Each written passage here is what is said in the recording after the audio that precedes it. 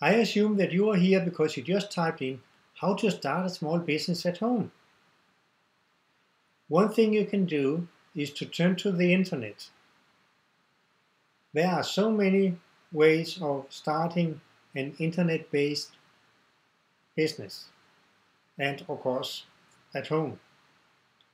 And you can do it in the hours that works best for you.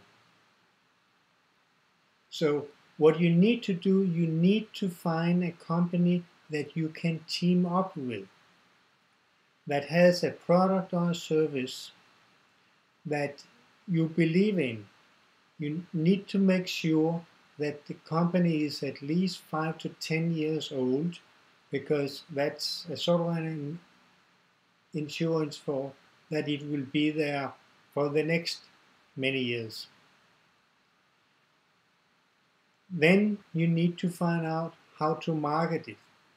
You can do that online as well. I won't come into the details here, what I have done and what I do, but make your free choice. So this is actually very easy, but you need to roll up your sleeves and do the work that needs to be done.